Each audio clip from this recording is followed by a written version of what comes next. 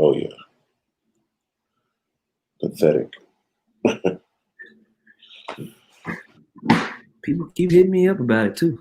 They worry, huh? Yeah, they worry when They want to know what would you do?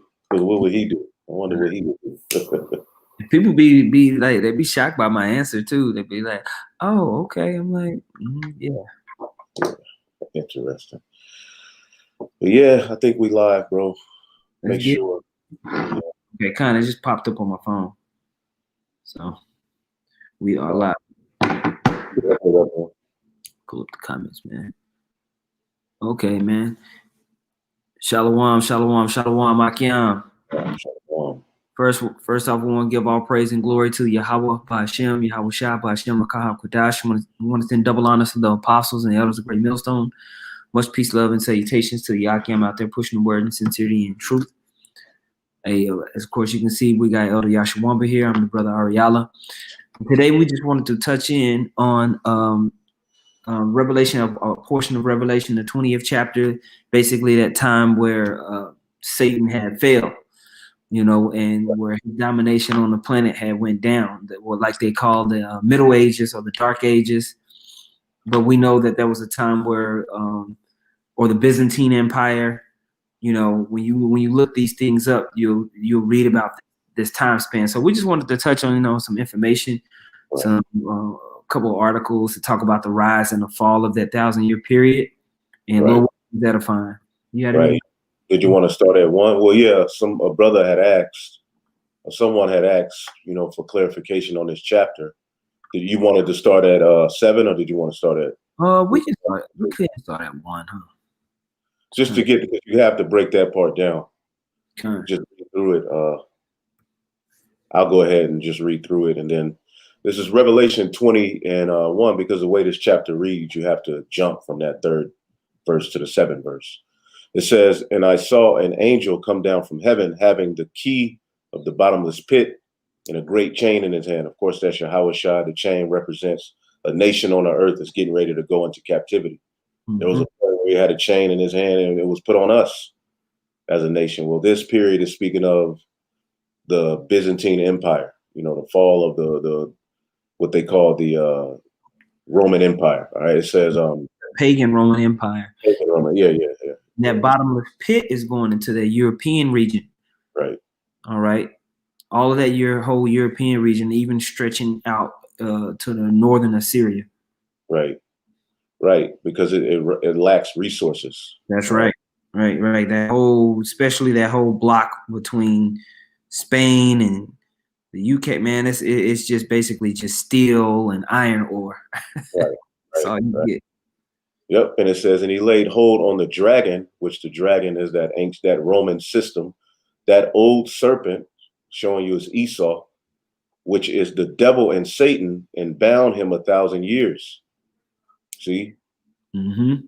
Bound him 1,000 years. Now, when it's crazy when you look up the Byzantine Empire, it tells you that it's exactly 1,000 to 1,100 years. This 1,000 years is speaking of in that Byzantine Empire, Esau being cast down. He was a caveman.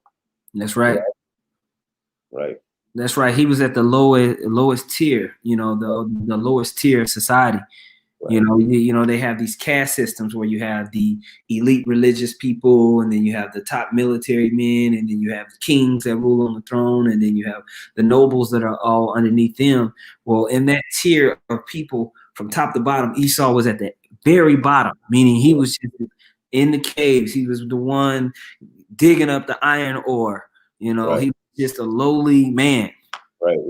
Job, the 30th chapter, describes him. He was braying, and you didn't want him near your dogs. That's what happened to Esau during this period. That's what this is speaking of. All right. It says, "And cast him into the bottomless pit." All right, meaning he went down and shut him up and set a seal upon him, and the seal represents you not being able to rule. Esau wasn't able to rule, all right, or fulfill his blessing that Isaac gave him at that time. It would be fulfilled after that 1,000-year period from the Renaissance, which we're going to read, all the way up to here, Babylon the Great, that little season that is getting ready to bring up. Mm-hmm. All right. It said, "And set a seal upon him that he should deceive the nations no more." He couldn't work his wickedness. All right, the world saw for what he is.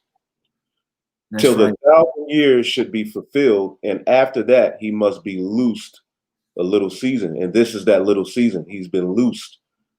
And then you can jump to 7 because you jump from 3 to 7 in this chapter. That's right.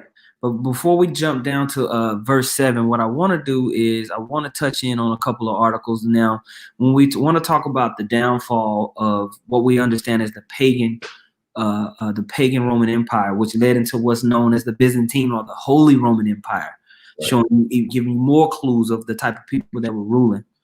Right? You look up an emperor named Septimius Severus, right? Septimius Severus, right? And so Lucius Septimius Severus was Roman emperor from April 193 AD to February 211 CE, right? It says he was of Libyan descent from Lepsis Magna and came from a locally prominent Punic family who had a history of rising to senatorial as well as counselor status. So his family was able to kind of get up in there. And now it says here that he's from Libyan. And we understand what happened during the Arab slave trade. A lot of Negroes that was all across Central and West Africa were carried into captivity into Northern Africa, into Morocco, into Libya, into those different areas, which led into the travels all the way up into other southern parts of Europe and Sicily and everything like that. So you had Jake that was all in those Northern African regions, rising up, building through trade deals and stuff like that. And Septimius Severus' family was one of them. Right. Okay. And his name actually means the cutter of the seven. And I was gonna make that point exactly. Yep. Yep, you got it. Yeah, he's named the cutter of the seven, which is a prophetic name, rising up during the time of the Roman Empire. So I want to read just a little bit more. It says his first visit to Rome was around 163 CE during the reign of Marcus Aurelius and Lucius Verus. He was protected by his cousin Caius Septimius Severus and entered the Roman Senate in 170 CE. When his cousin went to Africa as a proconsul around 173, 174 CE, he chose Septimius Severus to be his legatus. He married Picia Marcia. Was you about to say something about? Around 175 CE, who had Punic origins like him. However, she died 10 years later when he was governor of Gaul and he lived in Lyon. He married Julia Domna. She blah, blah, blah, blah, blah. Let me see if it talks about his first battle. Let's see. Actually, this is good, man. You guys want to go and look up these guys. Right, because we talk about the great chain that the angel had in his hand. Well, on earth, that means somebody took them down. Mm-hmm. There was someone that the Lord put the spirit on to take them down at that time, to take down the so-called white man, to take down Rome. Okay, and this is one of the major players. It was others. You had Pescennius Niger, and you had others, which ultimately the Lord put the spirit on them to take those Edomites down. And there was particular things that led up to it. You got it, bro. Yeah. All of these different events play in what we call the Most High's algorithm. Right. And so when we see these timestamps given in the scriptures, we have to know that it's got to be spiritually discerned, that it's going to be a combination of events, wars, pestilences, all these things come in to make people rise up and make people fall. Right. It was the same way that this time of rulership was coming in. You had all the perfect pieces to put Septimius in the right place to take this place down. Same thing happened when the Byzantine Empire fell. Right. Yeah. And it's the same thing with this kingdom. Right. What are we seeing? We're seeing a series of rumors of wars, skirmishes, pestilences, uproars of the people. The Most High has always used these things to bring his indignation. Right. That's right. So, and this was a big one that's highlighted in the scriptures. Right. Now, I want to skip down just a little bit, unless you had something. No, I'll wait for you. I got Revelation 13, but you go ahead. Okay, well, I'm just going to read quickly on this just to give a little bit of a background on Septimius Severus. It says, skipping down, it says, the second was Pescennius Niger, governor of Syria, and the third was, of course, Septimius Severus. These are all governors, right? Who governed the province Pannonia Superior on the Dubai frontier. All three governors emerged as possible candidates mainly because each of them held provinces that were defended by 3 legions apiece. Not only did this give each governor a powerful military base of 3 legions, but also ensured that the provinces adjacent to them would more often than not join in their cause if they decided to rise up and make a bid for imperial power. Okay, Septimius, in making his claim, had an edge over these 2 men. He had an advantage not only in terms of propaganda, it says, but also in terms of location. In Pannonia was the closest of the provinces to Italy and Rome. Time and chance. The Most High knows how to put things in place to raise a person up. We're seeing that, right? Right. It says to prevent a possible clash with Clodius Albinus in Britain, he secured Albinus' support mainly by promising him the title of Caesar, and thus a place in the imperial succession should Septimius be successful. After securing the loyalty of the 16 legions of the Rhine and Dubai to his cause, Septimius marched into Italy and 60 miles outside of Rome was recognized by the Senate as emperor. Julianus was executed, and Septimius was welcomed into Rome on 9 June 193 AD. All right, came in deep. Right. All right. It says, with this ascension in the year 193 CE is known as the year of 5 emperors. Okay. So it talks about how he dissolves the guard. You have something? No, I'm just looking at this article. It's called The Africans, which we know they're Israelites who conquered Rome. Yeah. Septimius Severus, the African emperor of Rome. Man, read that. There's something good on it. Let me I'll share my screen real quick. Hold on. Okay. I'll just get a little bit of it. Let's see. How do I share mine? Let's see here.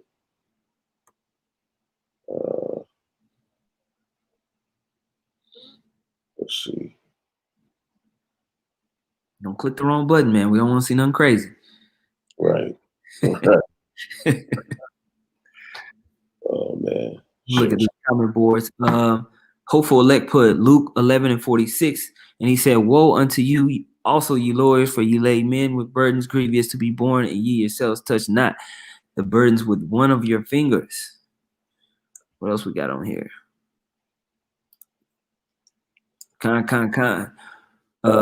Raya put 30 and 8. Yeah, I see you. They were children of fools, yea, children of base men. They were viler than the earth. That's right. Right, yeah. Edomites was through at that time. They were basically cast down. The Lord put a spirit on them to where they were seen for what they are, the basis of men. Even going back to the garden, he said the serpent would crawl on his belly and eat dust, Mm-hmm. They're very low people. And at this time, they were seen for what they really were. Now, this a website, Africa Resource, it says, the Africans who conquered Rome, Septimius Severus, the African emperor of Rome, which we know there's no such nation as African in the Bible. Even the people who you think are Africans, they're actually Hamites. But this was an Israelite who was raised in that region.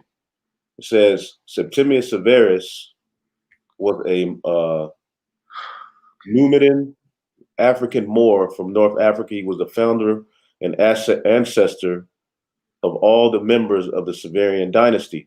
Septimius Severus was the first Roman emperor not born and raised in Italy. His father's family originally came from Libya, and his mothers were Etruscans. Look at that. Japhites. Which were the original Japhites. And then it goes into some more history, but I just wanted to show that. I didn't want to waste too much time on it. But ultimately, when you read this in Revelation, the 20th chapter, the way that the Lord took down the dragon, as we're watching, reading about here, and cast him into the bottomless pit, that great chain represented these Jakes, at this time, who were ruling, who the Lord put the spirit on to take them down for a period of 1,000 years. And we brought out Nature Knows No Color line and various books showing you, we didn't just pop up on some slave ships. We have a history. First and foremost, the scriptures, is our history. But, there's also other empires and things that we had and things that we did as well. Although it wasn't fully righteous, it's history we should know because it's prophetic. You got it, brother. I'll switch it back to your screen. Okay. Yeah, and these are the things, these are good things to kind of go and study on. We're giving you general information. You take this information and you go and you study and go deeper for yourself on your own studies. Okay. Right. Why is going to hold your hand in this thing? The scripture says that every man be fully persuaded in his own mind. Right. Okay. So yeah, there's, I think there's a lot of rah-rah stuff, but Great Millstone is known as the school of the prophets. We take things seriously because we take Yahweh Shem Yahushua seriously. So, you get in, you understand these things more, and then when you have these gainsayers and people that want to run up and run their mouth when they don't know nothing, you can really go through the scriptures and explain and put the pieces together. Because these are the things that we all were wondering whenever we was in school, whenever we was in church, always wondering why they left us up out of there. Now we know why, Right. Okay, right. So you got something up? No, you got it. All right, so we talked about Septimius Severus, and that really kind of began that algorithm of pagan Roman Empire be taken down, and all the people that were kind of ruling up in those lands, and started to see an expansion of Jake coming up in there. All right, and so of course they're gonna call it the Dark Ages, or a time of just where nobody was writing or nobody was reading, people was just slaying dragons and they lied.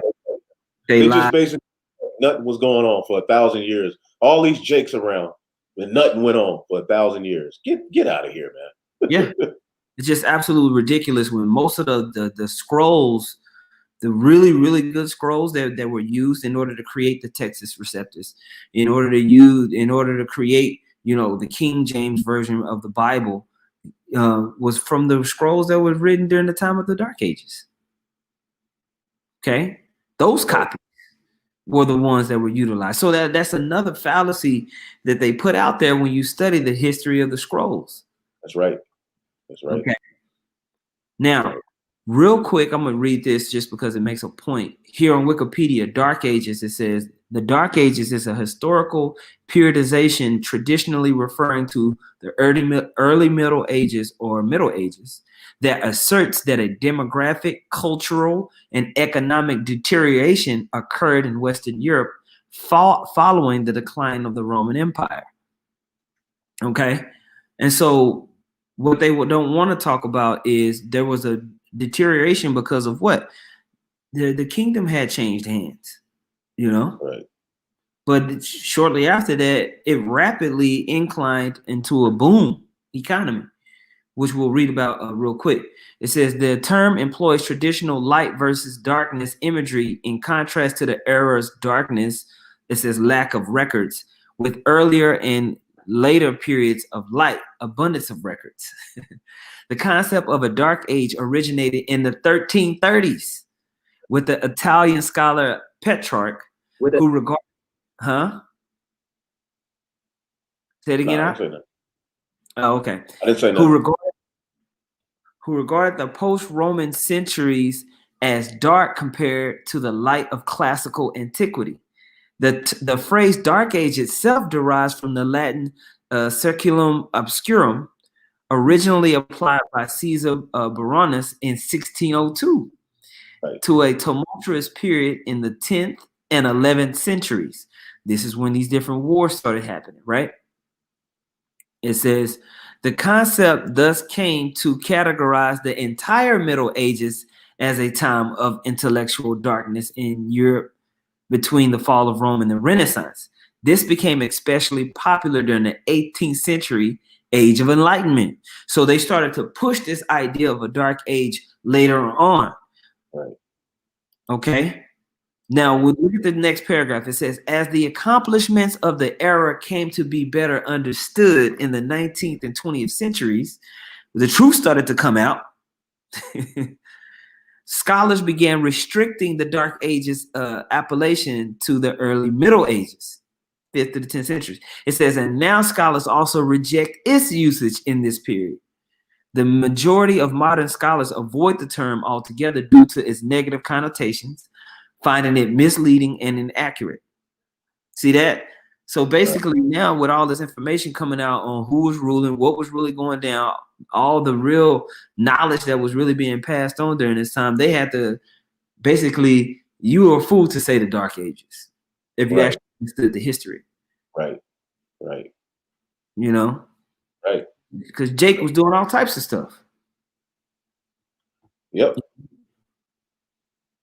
For 1,000 years, you mean to tell me all these so-called Negroes was in these hot positions and nothing happened? Yeah. And also when they failed, what happened? The bubonic and pneumonic plague, all right, was known as what? The Black Death. Yep. Why is it called the Black Death? It was called that because that was the Lord ending that 1,000-year period of our people ruling. He ended it. And my computer is stuck. I don't know what the hell Esau is doing, bro. It's not moving. Is my stream? Is it showing me moving up? Yeah. I mean, let me see. I'm stuck, bro. Like they you good on our end. You coming in? I just can't like pull nothing up. I can't click nothing. It's just Esau dogging me. Yeah, he froze my whole damn screen, bro. This nigger wants to be smart reading books. Right.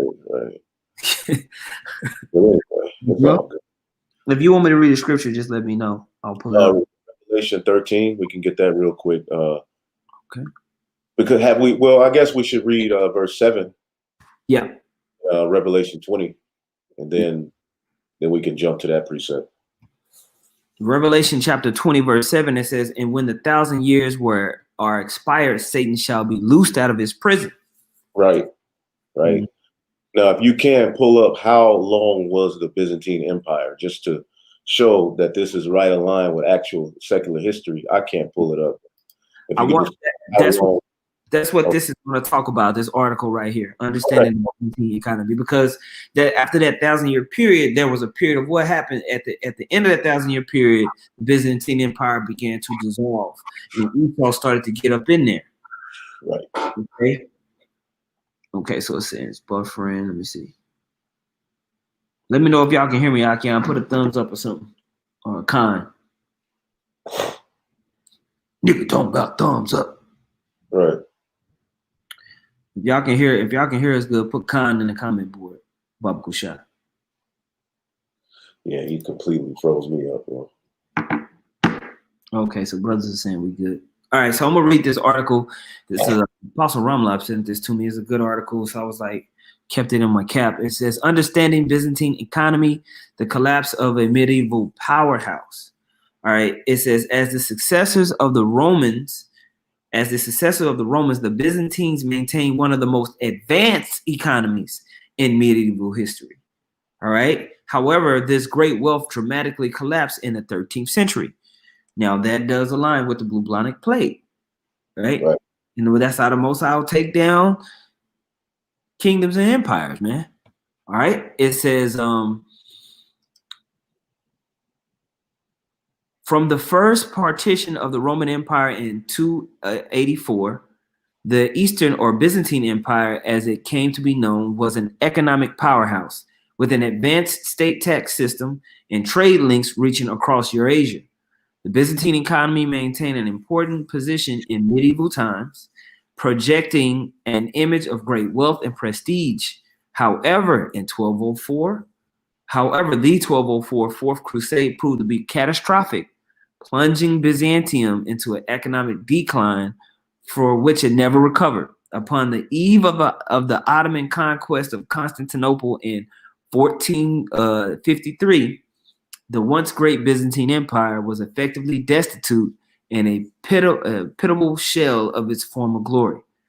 All right, so we see that time span there of we talk about 180 or 193 AD all the way up to this, 1400 time period where you had Jake ruling, and it was a process of it building up. They claim here 284, And it was a process of it going down, talking about from 204 AD after the Fourth Crusade.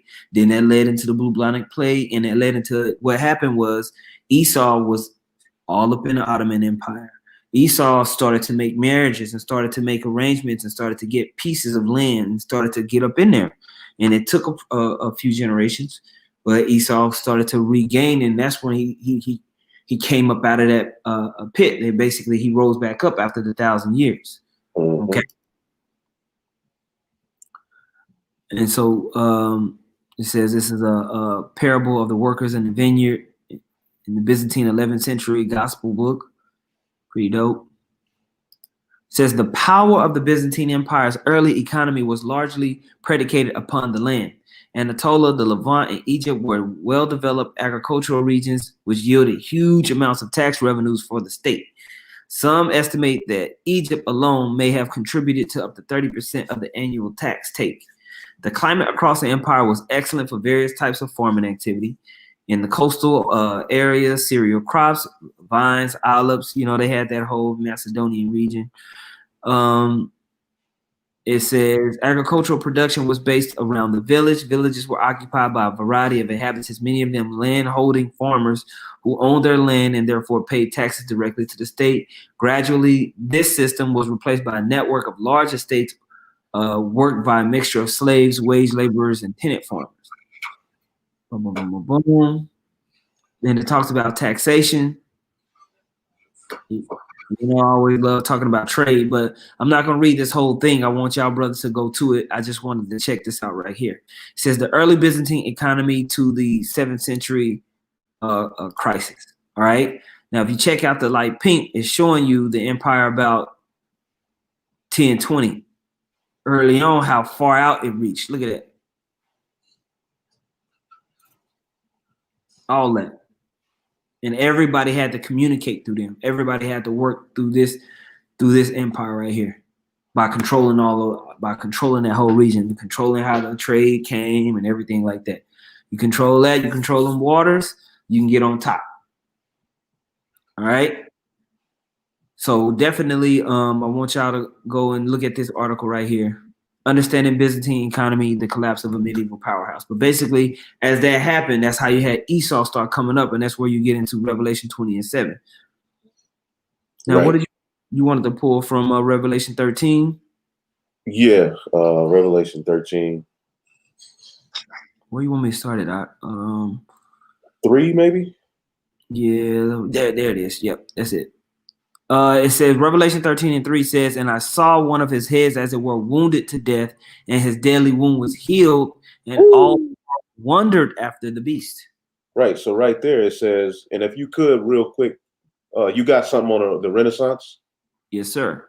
Okay. And also pull up something called the Medical Renaissance. We ain't got to read on it. It's just going to show, like, it'll give you a quick synopsis of it. We can just read that. But reading that again, I'm gonna read it off my phone. It says Revelation 13 and 3, and I saw one of his heads as it were wounded to death, and that head that was wounded to death was the Roman Empire at that time. That's the history he's going into. All right, and his deadly wound was healed. Okay, which ultimately fulfills that precept in Malachi, the first chapter. It said we shall build the desolate places. So part of that, it goes into that as well. Basically, Esau was able to rebuild. He came out of the caves. Prophecy was fulfilled. You had the Black Death, and basically his deadly wound was healed. And that basically brought back that Roman beast system. And all the world wondered after the beast. And this is speaking of what is known as the Renaissance. Now, you can go into the Renaissance. This is the Renaissance on Wikipedia. The Renaissance was a period in European history marking the transition from the Middle Ages to modernity and covering the 15th and 16th centuries. It occurred after the crisis of the late Middle Ages and was associated with great social change. Right. It was ultimately Edomite mind frame, Edomite mindset, Edomite romance, Edomite whatever, all of their philosophy, everything was rebirthed. That Roman system, that superiority, they cut down the dark images. That's if you notice around the 1400s is where you get the picture of Caesar Borgia. Okay, ultimately they started to X out all of the dark images, and it was a rebirth of Esau, basically. What was born? Okay, again, Esau. What you was about to say, bro? None. I'm looking at some of the stuff that they talking about. Yeah, he was rebirth. The classics. Okay? It was a bunch of things. You know, it was more than just, you know, the actual images and pictures of, you know, them painting themselves up, the disciples and everything else, and all of the great men. But it was a mindset. The Edomite way and mindset was rebirth into the earth, taking us into what we were reading. Go ahead. All right, so right here, this is called the Crisis of the Middle Ages. It says the Crisis of the Middle Ages was a series of events in the 14th and 15th centuries that brought centuries of European stability to halt. 3 major crises led to radical changes in all areas of society: demographic collapse, political instabilities, and religious upheavals. And this is always what the Most High uses to bring down nations. If y'all brothers can pull those scriptures up in 2nd Ezra 15 and 16, how he talks about how he's going to bring those pestilences and the sword. This is classic, right? It says a series of disasters beginning with the Great Famine of 1315 to 1317, and especially the Black Death of 1347 through 1351 reduced the population perhaps by half or more as the medieval warm period came to a close in the 1st century of the Little Ice Age began. It took until 1500 for the European population to regain the levels of 1300. Popular revolts in late medieval Europe and civil wars between nobles within countries such as the Wars of Roses were common. See? Wars and rumors of wars. With France fighting internally 9 times, and there were international conflicts between kings such as France and England in the 100 Years' War. The unity of the Roman Catholic Church was shattered by Western schism. The Holy Roman Empire was also in decline in the aftermath of the Great Interregnum. I can't say that right. The empire lost cohesion, and politically, the separate dynasties of the various German states became more important than their common empire. So this was all happening that led to they were able to take advantage of that Renaissance period. Okay. And get on top. Right. Right? That's right. Just finishing up this last part in that first paragraph on the Renaissance, it says, in addition to the standard periodization, proponents of long Renaissance put its beginning in the 14th century and its end in the 7th century.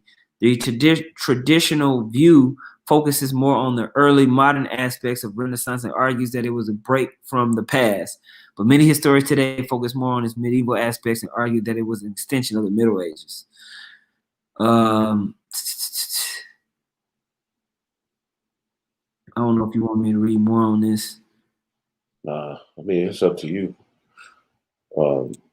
I think I had a little bit of the medical Renaissance. The medical Renaissance, it says, the medical Renaissance from 1400 to 1700 is a period of progress in European medical knowledge. See, European medical knowledge. It was a year of enlightenment. This was the rebirth of the Edomite way. That little season that it talks about, as it says, the joy of the hypocrite is before a moment. That this is that little season, whereas from that point around the 1400s up until now, they've been able to, it'll tell you exactly what they were going to do when we go back to Revelation 20:7, spread lies. So a part of their lies is their medical field, you know. Big time. What they were just experimenting on heathens, experimenting on Jake.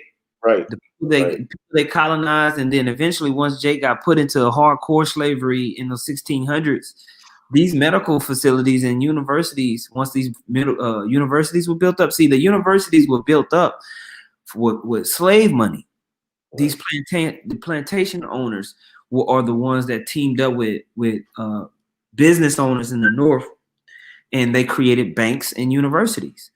Right. What do you think was happening at those universities? They had Jake down in the bottom of the basement screaming, tied up. Yep. Straight up. You know, a lot of even in early Americas, a lot of Alfred Kinsey. He used to go to these universities to work experiments and do wickedness on children. Just doing all sorts of wickedness, and they have the means and the room, the time to just do all of this wickedness. But this is prophecy. At the end of the day, it's all prophecy. Yeah. Anything else on that? No, that's it. That's it on that. All right. Read Revelation 13 one more time. Revelation chapter 13, verse 3. And I saw one of his heads, as it were, wounded to death, and his deadly wound was healed. And all the world wondered after the beast. You see that? That was the rebirth. That was the Renaissance. And Renaissance itself means rebirth. All right. Rebirth of what? For something to be reborn and had to have lived at once. And what was that? That was the Edomite image.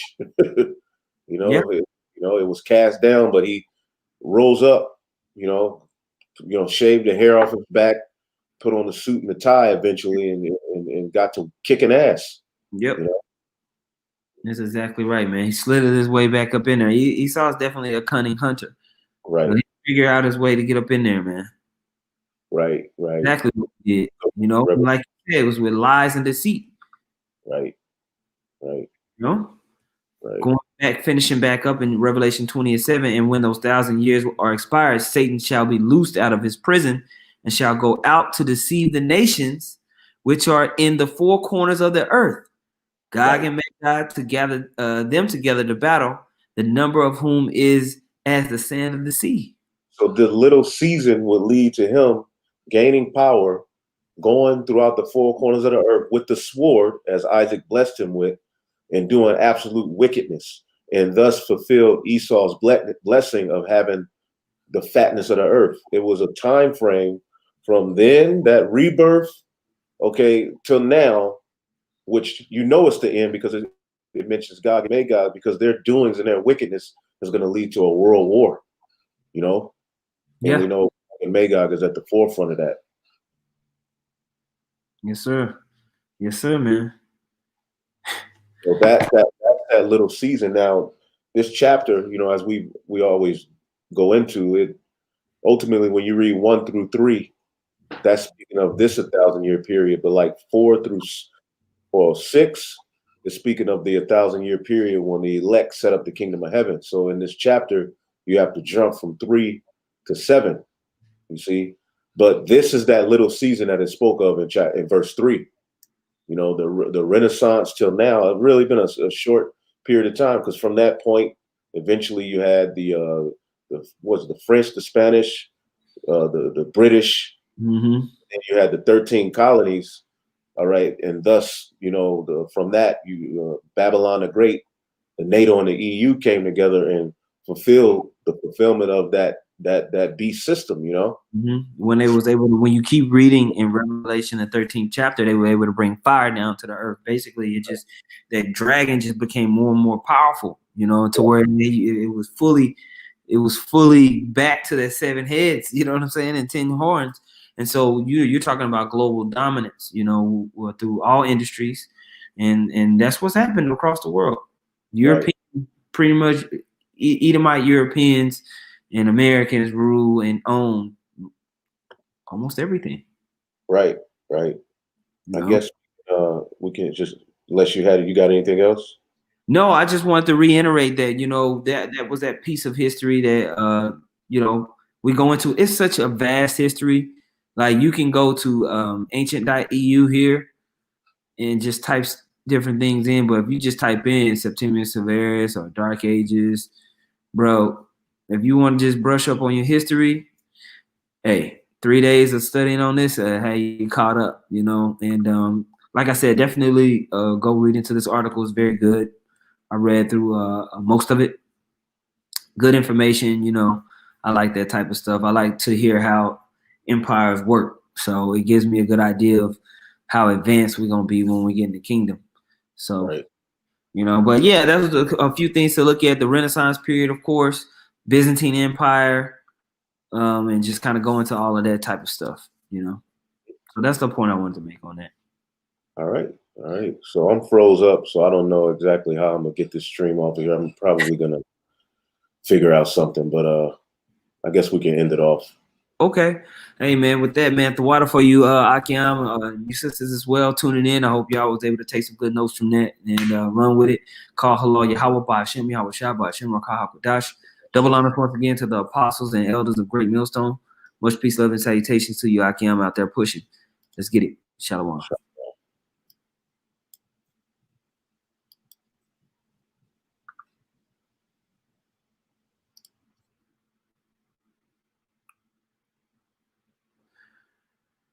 All right, man. I'm just gonna jump out the studio then.